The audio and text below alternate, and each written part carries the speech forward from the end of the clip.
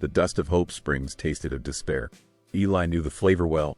It was the grit that settled on his tongue each morning, the fine powder that coated the silent anvil in his forge. Today, however, it was mixed with the bitter tang of public humiliation, a communal spectacle of ruin. He stood at the edge of the crowd, a hulking shadow of a man, his silence an invisible wall that kept the world at bay. The auctioneer's voice grated on his nerves, a shrill, metallic sound that set the ghosts of the battlefield screaming in his head. Eli ignored them. He had learned to live with the screams. It was the silence that was killing him. Another soul was on the block, a farmer who'd bet against the drought and lost, his worldly goods picked apart by vultures in dusty coats. The sharp crack of the auctioneer's gavel was a rifle shot echoing across a field of mud and blood. Eli flinched, a barely perceptible tightening in his massive shoulders. He was here for iron hoops for a barrel contract, nothing more.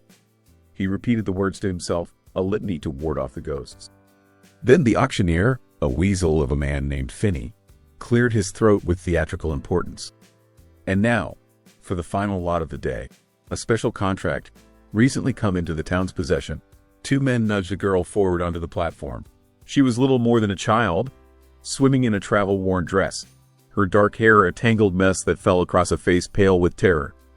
Her slight frame trembled, not from the wind, but from a fear so profound it seemed to have hollowed her out from the inside.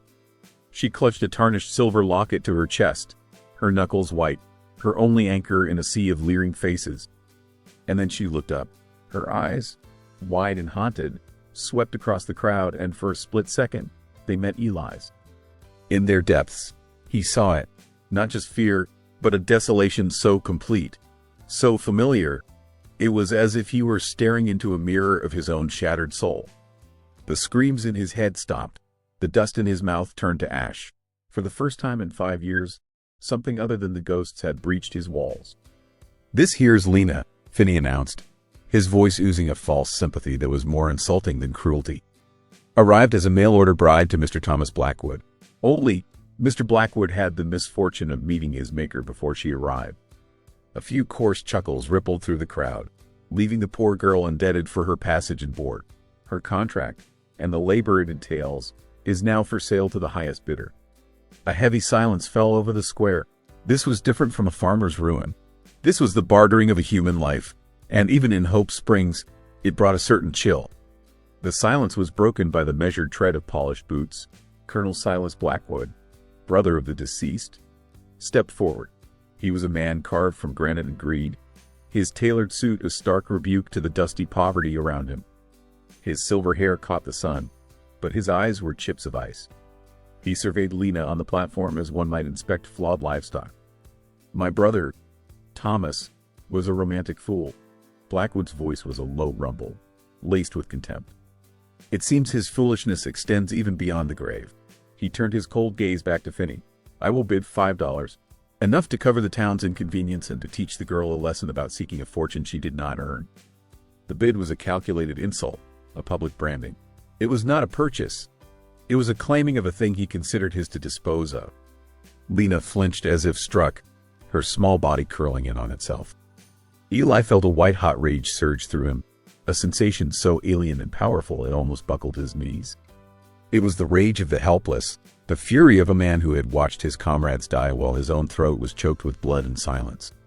The past and present collided.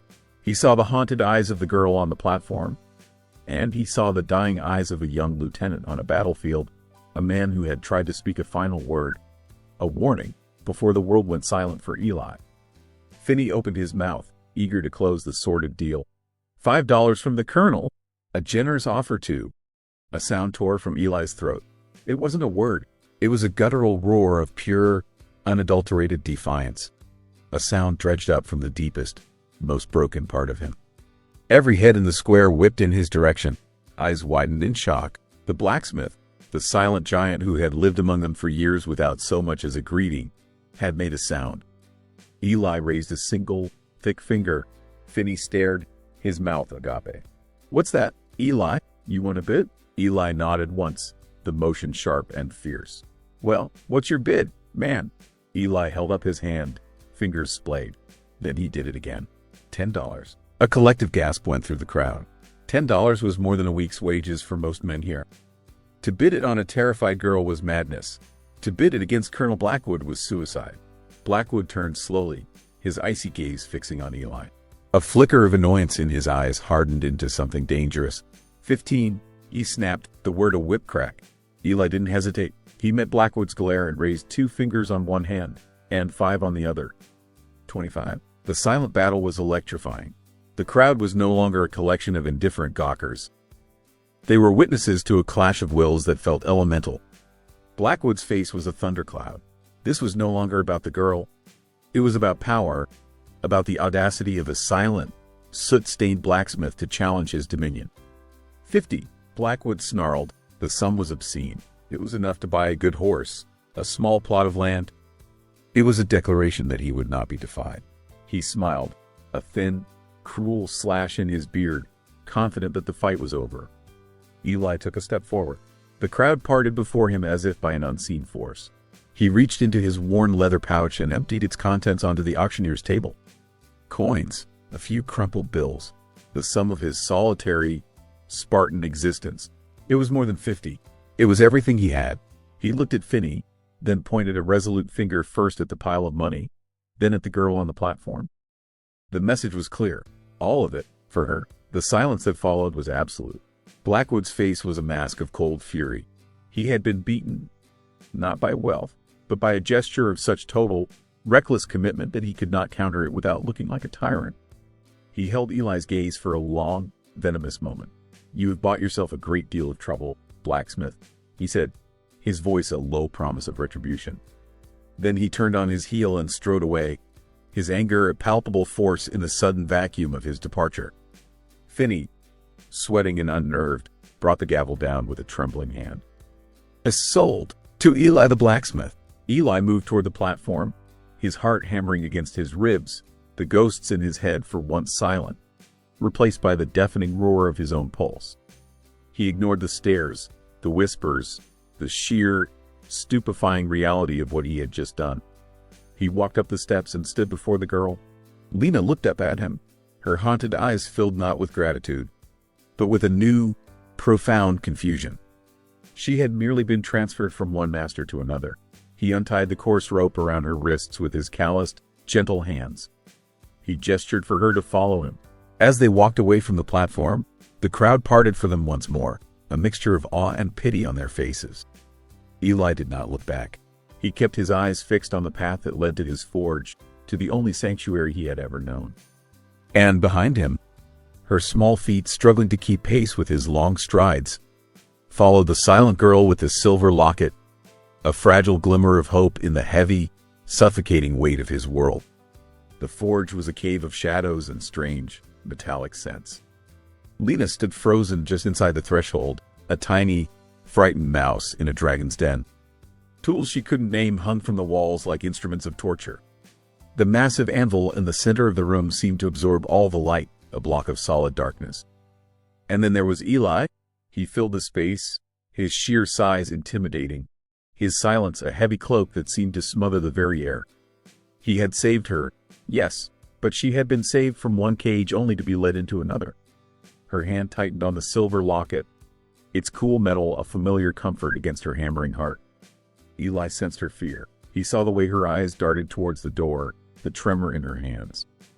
He moved with a surprising gentleness for a man of his bulk, his heavy boots making soft, deliberate sounds on the packed dirt floor. He didn't approach her directly. Instead, he went to a far corner of the forge, a space less cluttered than the rest. A heavy canvas curtain hung there, separating it from the main workspace. He pulled it aside, revealing a simple cot with a neatly folded blanket at its foot. He gestured towards it, his meaning clear. "This is yours. A private space." He then moved to the small hearth where a pot of something simmered, filling the air with the savory aroma of stew. He ladled a generous portion into a clean bowl, placed it on a small, sturdy crate beside the cot, and then retreated to the other side of the forge, turning his back to her. It was a gesture of profound trust, an offering of sanctuary without demand. Lena watched him, her fear warring with a desperate hunger. For long minutes, she remained motionless. Finally, The warmth of the stew and the quiet respect of his gesture won out. She crept to the cot, her small bag still clutched in one hand, and sat on its edge. The stew was simple, venison and root vegetables, but it was the most nourishing meal she'd had in weeks. She ate quickly, furtively, half expecting it to be snatched away. When she was done, she saw he had also left a dipper of fresh water. Eli returned to his work, and the forge came alive. The roar of the fire in the great hearth, the rhythmic clang clang clang of the hammer on the anvil. These were the sounds of his world, the only voice he had left. He worked with a focused intensity that was mesmerizing. Muscles corded in his forearms as he drew a glowing piece of iron from the flames, shaping it with powerful, precise blows. For Lena, the sounds were at first jarring, each hammer struck a small explosion. But as the hours passed, they became a rhythm, a steady, predictable beat in a world that had become violently unpredictable. The forge, once a place of fear, began to feel safe. The fire was warm. The man was a silent, protective wall between her and the town, between her and the ghost of Silas Blackwood.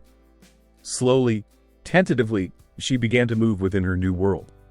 She started with a small, quiet task, sweeping the dust and stray ashes from her corner. Eli didn't acknowledge it, but she sensed his awareness. The next day, she stacked the kindling he had chopped into a neat pile by the hearth. He left a piece of dried apple on the crate for her.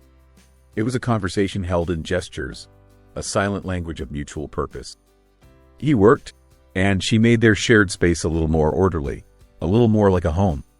One afternoon, while mending a tear in her dress, the needle slipped, pricking her finger. A small drop of blood welled up. Eli, who she thought had been absorbed in his work, was suddenly beside her. He took her hand gently, his large, calloused thumb dwarfing her finger. His touch was surprisingly soft. He inspected the tiny wound, then went to a small shelf and returned with a tin of herbal salve. He applied a small amount to her finger with a tenderness that made her throat tighten. He looked at her hands then, soft and pale, not the hands of a woman used to hard labor. He nodded once, a silent understanding passing between them, and returned to his anvil. Later that evening, as the fire died down to glowing embers, he approached her cot. In his hand was a small object. He held it out to her. It was a bird, carved from a scrap of light-colored wood, so exquisitely detailed she could see the individual feathers on its wings. Its head was cocked in a curious, lifelike pose. It was a thing of pure, simple beauty, a gift given for no reason other than kindness. Lena took it, her fingers tracing the smooth, delicate lines. She looked up at Eli, her eyes shining with unshed tears. For the first time, she offered him a small, trembling smile. The carved bird was a key, unlocking a deeper level of trust. The next day, as Eli worked at his bench, tapering a piece of iron, Lena gathered her courage. She walked to his side, waiting until he looked up. His eyes, she saw now, were not cold, but filled with a deep, weary sadness. With hands that shook only slightly, she unclasped the chain of her locket. She held it out to him, then carefully opened the small silver case. Inside, nestled against faded velvet, was not a portrait, but a key. It was as unique as the locket itself, intricately carved from a single piece of metal, its head shaped like a coiled serpent. Her eyes pleaded with him, trying to convey its importance. She pointed to the key, then tapped her chest. Mine, important. Then, she looked towards the window, in the direction of the town, her face clouding with fear. She made a gesture of secrecy, a finger to her lips, before closing the locket with a soft click. Before Eli could process the silent plea, the forge door was thrown open with a crash. Two men filled the doorway, blocking the light. They were large and brutish, their faces flushed with drink, and they swaggered in as if they owned the place. Blackwood's men. Well, the larger one sneered, his eyes fixing on Lena with a predatory gleam. Look what the blacksmith has hidden away. A pretty little mouse. Lena shrank back, pressing herself against the stone wall of the hearth, the locket clutched tight in her fist. Eli moved without thinking, placing his body between them and her. He didn't pick up a weapon. He didn't need to. His very presence, combined with the heavy, perfectly balanced hammer that now rested in his hand, was threat enough. We're here for shoes for the colonel's new stallion, the second man said, though his eyes were also on Lena. And be quick about it. We ain't got all day. Eli didn't move. He simply stared at them, his expression unreadable, his silence more menacing than any threat they could have uttered. The air in the forge grew thick, heavy with unspoken violence. The larger man took a step forward, a drunken bravado on his face. "What's the matter, Blacksmith? Cat got your tongue?" He laughed, a harsh, ugly sound. "Or did you lose it in the war?" He took another step, reaching a hand out as if to shove Eli aside and get to Lena.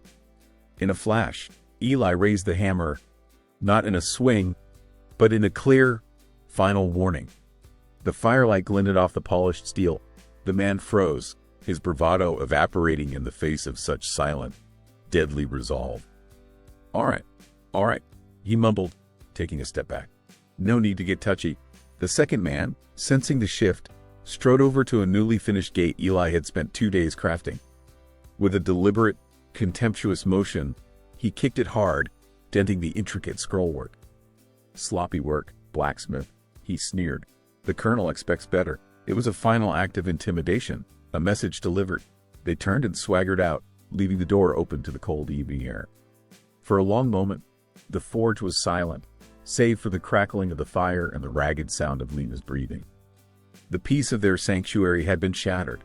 Eli slowly lowered the hammer, his knuckles white. He turned and looked at Lena. The fear was back in her eyes, but mingled with it was something new, a shared understanding. The threat was no longer a ghost from her past. It was here, in their present, a shadow that had fallen over them both. He walked to the door and closed it, the heavy thud of the bolt sliding home a declaration of defiance against the encroaching darkness. The forge felt defiled. The departure of Blackwood's men left a poisonous silence in their wake, thicker and more menacing than Eli's own. He stood staring at the damaged gate, the delicate scrollwork he had painstakingly crafted now a mangled testament to their brutality.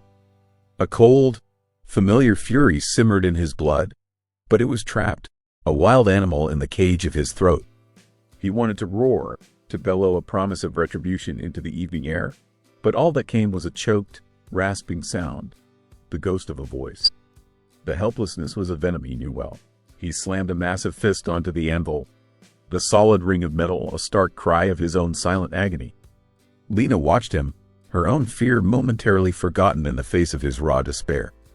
She saw not just a protector, but a man as wounded as she was. She stepped closer, her movement tentative. In her hand, she clutched the small wooden bird he had carved for her. It felt warm and solid, a small piece of kindness in a world of cruelty. She held it out to him, a silent offering of comfort. Eli looked from the bird to her face. Her eyes, full of a profound empathy, were asking a question he couldn't answer with words. Why? Why are they doing this to us? He needed her to understand, needed to bridge the chasm of silence between them. He gestured toward the door, then back at her, his hands forming a frustrated question. She understood. It was time. He had earned the truth. From the small bag she always kept with her, she retrieved a piece of folded linen, worn soft with time. She spread it carefully on the workbench. It was a map, crudely drawn in faded ink. A winding creek, a distinctive cluster of 3 cottonwood trees, and a small, faint X marked on the bank. She pointed to the locket's serpent-headed key, then to the X on the map. With a delicate motion, she mimed digging in the earth. The key opened something hidden here. Then her expression shifted, the memory rising like a specter. Her hand went to her own throat, and she made a swift, sharp-cutting motion. Her mouth worked, struggling to form a sound. A raw, ragged whisper, the first word he had ever heard her speak, tore from her lips. Thomas. Creek. The word was a key of its own, unlocking the sealed tomb of Eli's past. Thomas. Creek. The clang of a tool slipping from the workbench became the shriek of incoming artillery. The scent of coal dust was suddenly the iron-rich stench of blood and cordite. The memory didn't creep in. It exploded. He was back in the mud and the rain, the world a symphony of screams. A young lieutenant lay before him, his uniform a canvas of crimson, his face impossibly pale. Thomas Winters. The boy was clutching a locket, that very same locket, trying to force words past a mortal wound. Blackwood. A gurgling whisper. Gold. On the creek. Warner. Eli had tried to answer, to promise the dying boy he would help. But his own scream was stolen by the searing flash and the shrapnel that ripped through his throat. He remembered the taste of blood, the shock, and then the suffocating silence that had followed him ever since. He stumbled back, his hand flying to his own scarred throat, the memory so vivid he could feel the phantom pain. It was not a coincidence. It was a ghost, a promise unkept, a debt that had finally come due. He looked at Lena, and for the first time, he truly saw her. She was not just a victim he had pitied. She was a legacy he had failed to protect. He had to know more. He couldn't leave Lena alone. Not now. He looked at her, a question in his eyes. She read it perfectly and nodded, her expression resolute. She would be safe. The forge was their fortress for now. He left her with a loaded rifle and a new, unspoken understanding between them. The town felt different, hostile. Eli walked down the main street, his senses on high alert. Women who once offered a timid nod now clutched their children's hands and hurried past. Men fell silent as he approached, their conversations resuming in hushed tones only after he was out of earshot. He saw Pastor Wilson across the street, a man of God whose sermons on charity now seemed to stop at Colonel Blackwood's property line. The pastor gave him a troubled, almost pitying look before turning away. Blackwood's poison was spreading fast. Eli's destination was the livery stable. Thomas Jenkins was a man who understood the value of silence. He dealt in horses, not gossip, and judged a man by his work, not his words. Eli bought a sack of oats he didn't need as a pretense. On a small slate he kept in his pouch, he chalked a single question: Midnight Creek. Jenkins's friendly demeanor evaporated. He glanced around the empty stable before speaking, his voice low. That's Blackwood's territory now. He's bought up every parcel along it this past year. Some folks sold willing, some less so. He spat a stream of tobacco juice into the dust. Funny thing, a young fella, Thomas Blackwood, had an old claim out there. Good land. Had an accident not long after the gold rumors started. He clapped Eli on the shoulder, his grip a silent warning. Best to stay clear of that creek, friend. It's got a bad name, and Blackwood doesn't like trespassers. Eli returned to the forge as dusk was bleeding across the prairie. The setting sun did little to warm the chilling atmosphere of the town he left behind. As he rounded the final bend, he saw it. Scrawled in thick, black charcoal across the heavy oak door of his forge was a crude skull and crossbones. A childish threat, but its message was deadly clear. He pushed the door open. The forge was cold and dark. The fire he had carefully banked was dead out. He moved to the great bellows, the lungs of his craft, and his heart turned to stone. The thick, oiled leather had been slashed, a long, deliberate cut that rendered them useless. His livelihood, his sanctuary, violated. Blackwood wasn't just trying to intimidate them anymore. He was trying to starve them out, to break them piece by piece.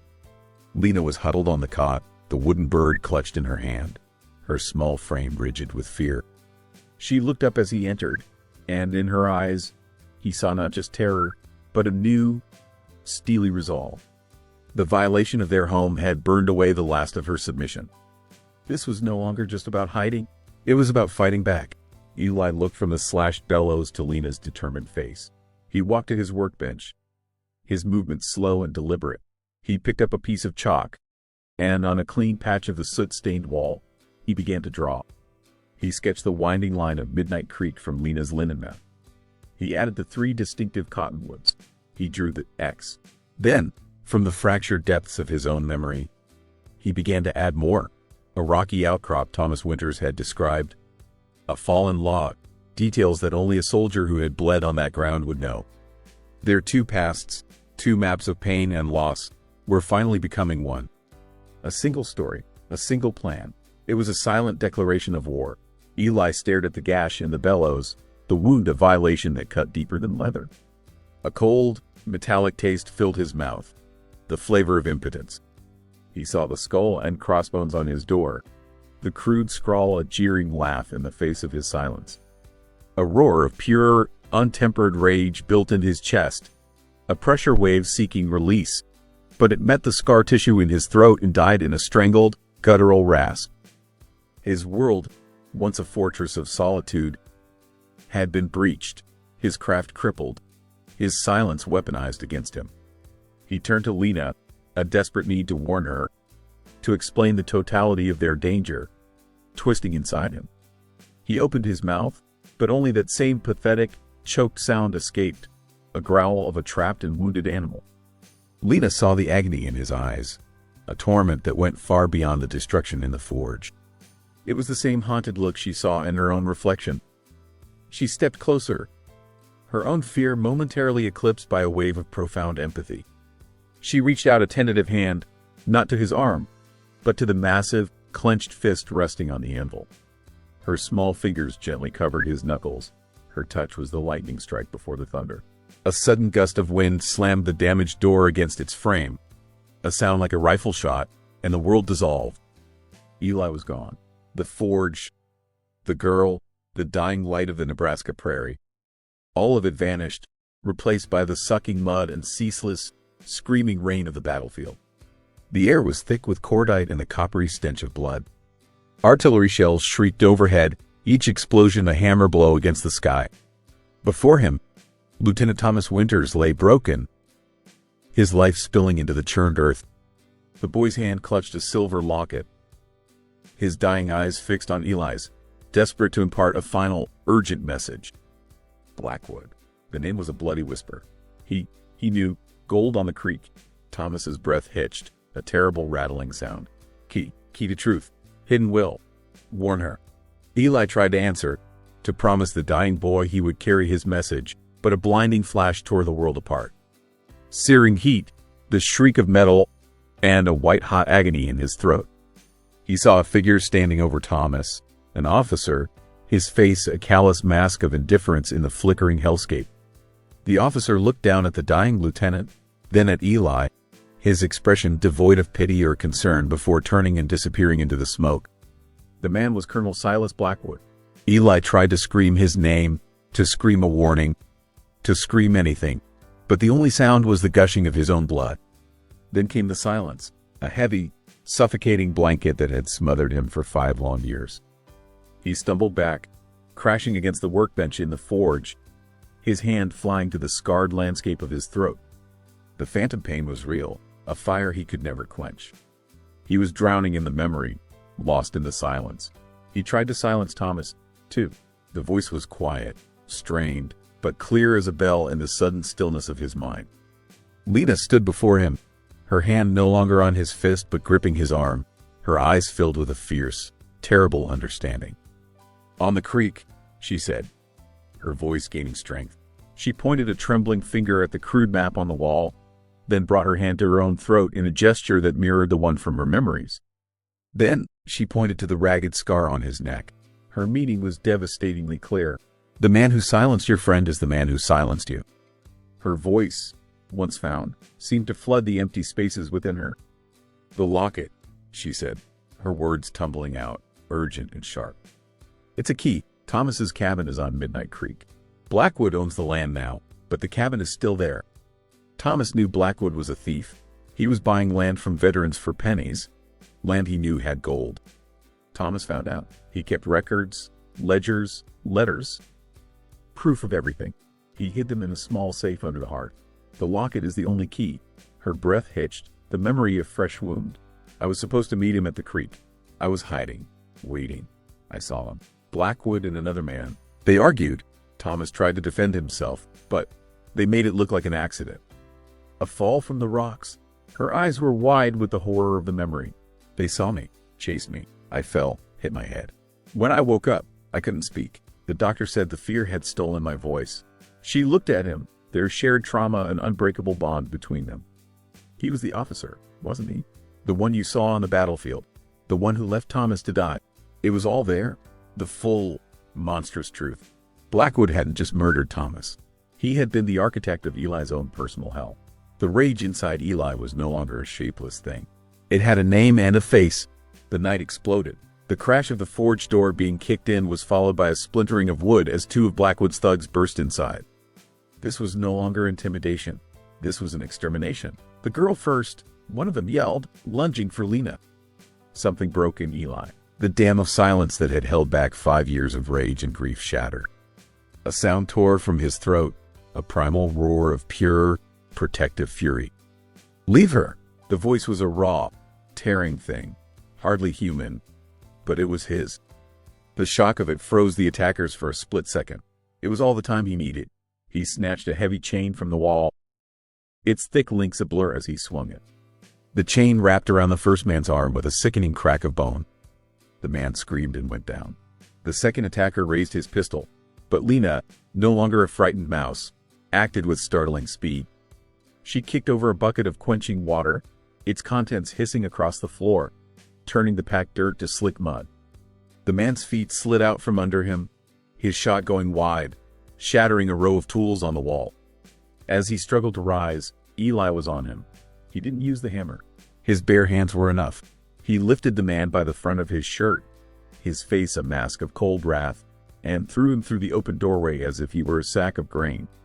But more were coming. A third man appeared in the doorway, leveling a shotgun. There was no time to think.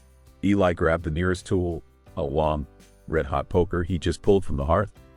He didn't throw it. He used it as a shield. The shotgun blast erupted, and the poker absorbed the brunt of the pellets, sending a shower of glowing sparks across the room. Lena screamed as a fourth man, who had circled around to the back, crashed through the forge's only window. He landed, knife in hand, between her and Eli. Eli roared again, a sound of pure defiance, and threw the still glowing poker like a spear. It seared through the air, embedding itself in the wooden wall just inches from the man's head. The attacker froze, his eyes wide with terror. Outside, a storm that had been brewing on the horizon broke with sudden violence. Thunder crashed, shaking the very foundations of the forge. Lightning flashed, illuminating the brutal, desperate fight in stark, strobing images. It was chaos, the clang of metal, the roar of the storm, and the raw, newborn sound of Eli's voice shouting warnings and commands. He was no longer the silent blacksmith. He was a soldier again, fighting not for a flag or a cause, but for the flicker of hope this girl had reignited in the desolate landscape of his soul. They fought back to back, a blacksmith and a mail-order bride. Their shared past a weapon, their silent language now a battle cry against the storm, both outside and within. They had found their voices. Now they had to fight to keep them. The forge was a ruin. Smoke, acrid and biting, coiled towards the splintered roof beams, mingling with the scent of rain and blood.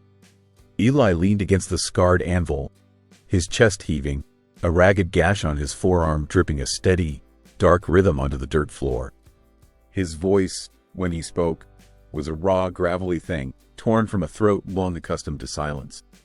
"Are you hurt?" Lena shook her head, her face streaked with soot, her eyes wide and luminous in the flickering firelight.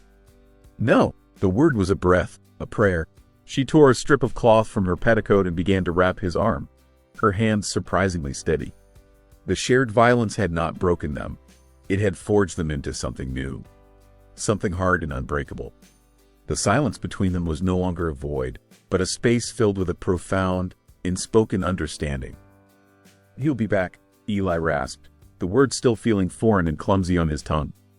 "He won't stop until he has the key." "Then we don't wait for him," Lena said, her voice clear and strong, a bell ringing in the smoky air. She met his gaze, her expression one of fierce resolve.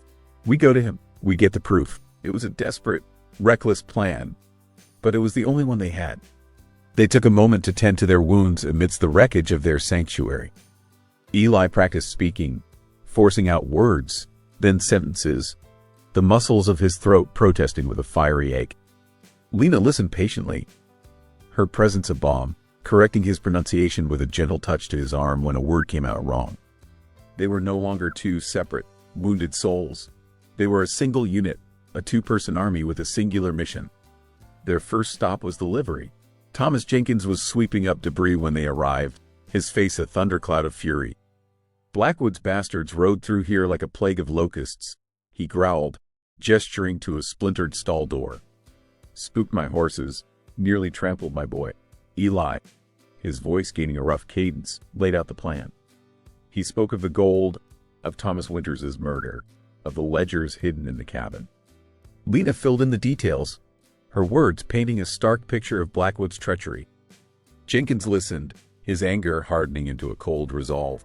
"The man's a cancer on this town," he said, spitting a stream of tobacco juice. "It's time someone cut him out." He looked at the sky, where the storm clouds were gathering again, darker and more menacing than before. You'll need a distraction.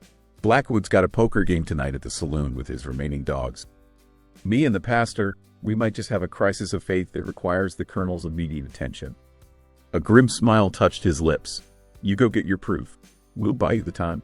Under the cloak of the approaching storm, they made their way towards Midnight Creek. Eli led them on a circuitous path through the broken country he knew from his own solitary wanderings, a landscape that had once been his escape and was now their only route to justice. The wind howled through the pines, a mournful song that seemed to whisper of the ghosts that haunted this land. Thomas's cabin stood in a small clearing, a dark, silent shape against the bruised purple of the sky.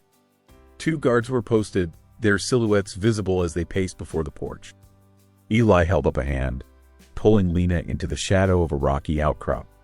From a leather pouch, he withdrew 2 small, smooth stones.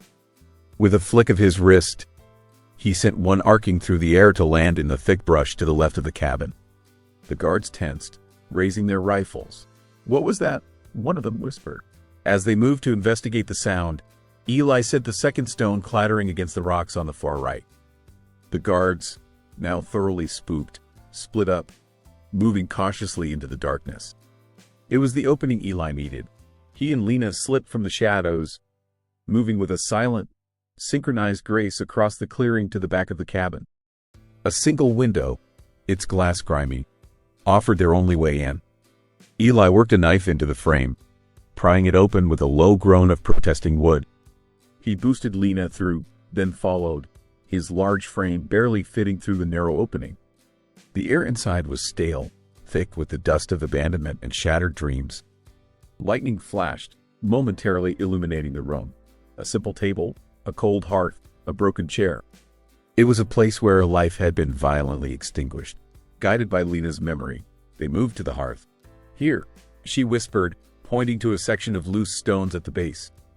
Working quickly, they pried the stones away, revealing a small, iron-banded box. Lena produced the locket. The serpent-headed key slid into the lock with a soft click.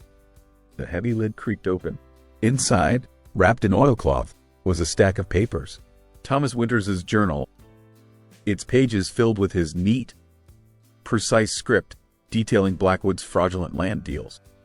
A bundle of letters, tied with a faded ribbon, love letters to Lena, but also filled with his growing fears and his determination to expose the colonel.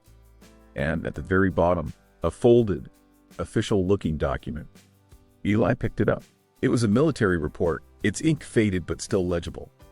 As he read, the blood drained from his face.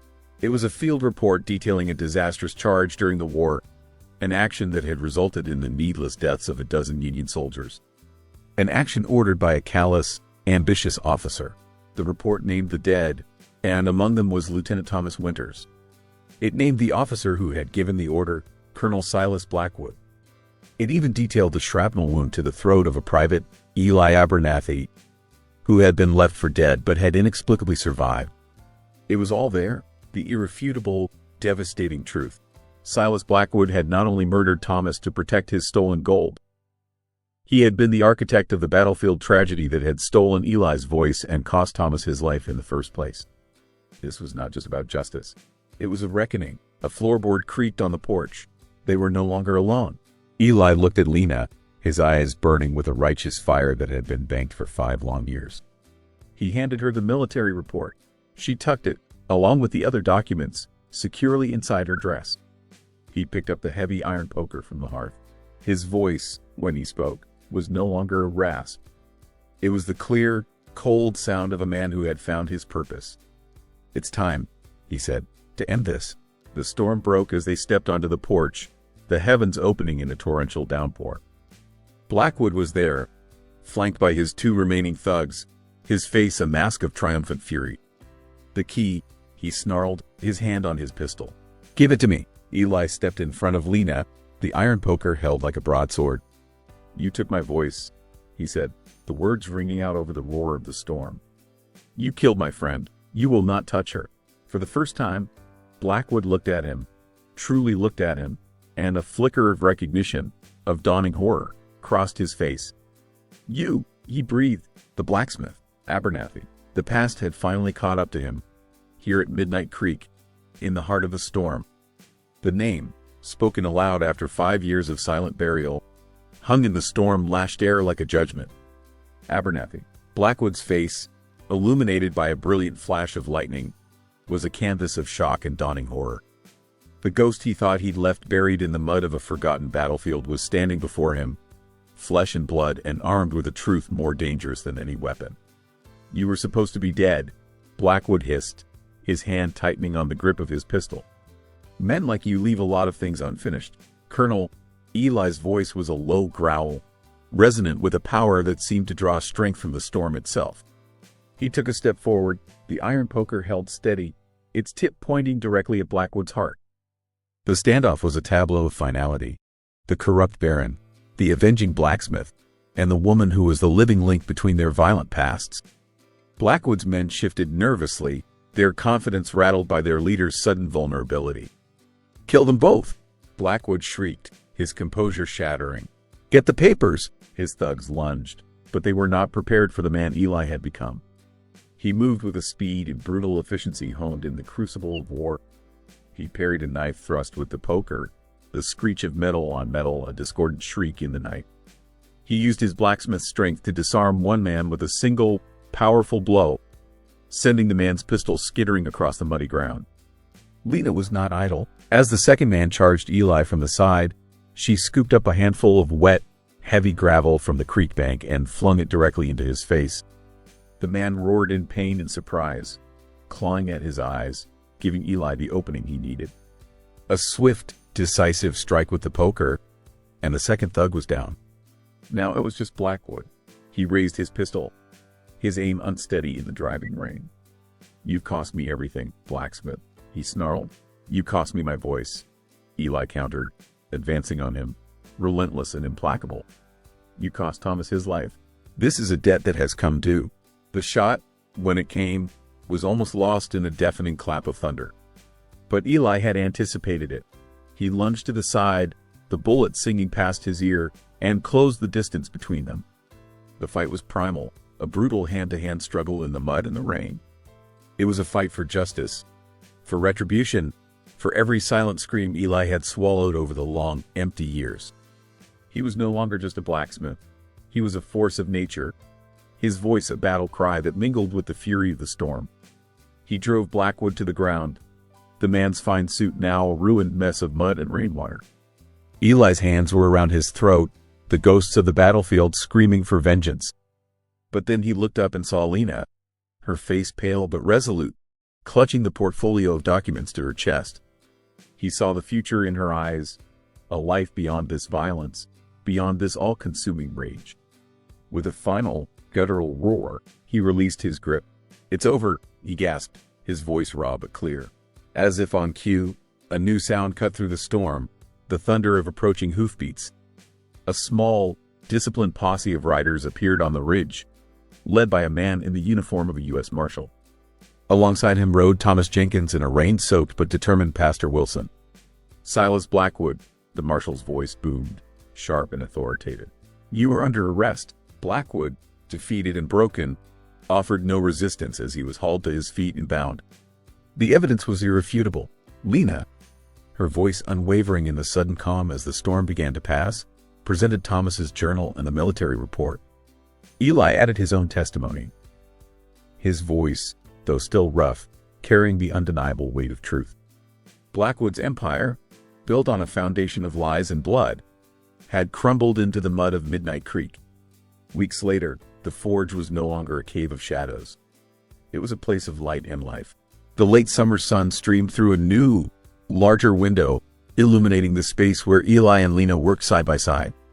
The great bellows, meticulously repaired, breathed a steady, rhythmic sigh. The clang of the hammer on the anvil was no longer a sound of solitary labor, but a song of shared purpose. Hope Springs itself was changing. With Blackwood's corrupt influence removed, a new sense of possibility had taken root. The town was beginning to live up to its name.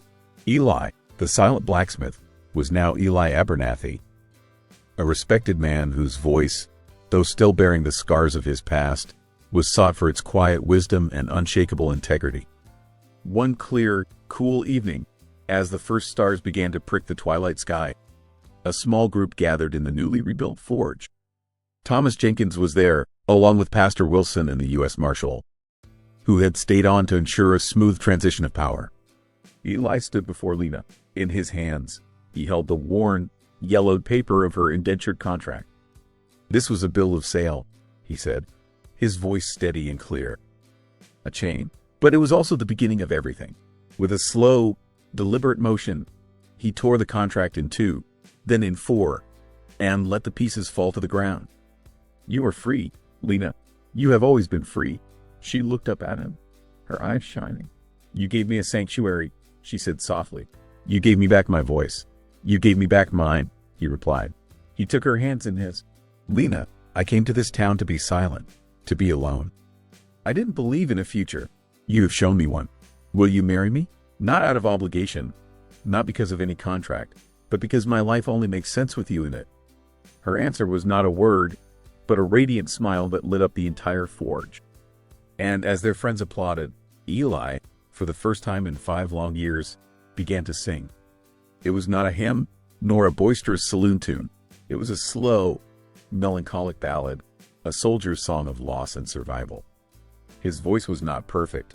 It was scarred and raw, a testament to the journey it had taken. But it was true. It was his. And as Lena watched him, her heart full to bursting, the song transformed, the sorrow in it giving way to a quiet, resilient hope. It was a new song, forged in the fires of their shared past, a song of redemption, a song of home. The silence had been broken, and in its place, love had found its voice.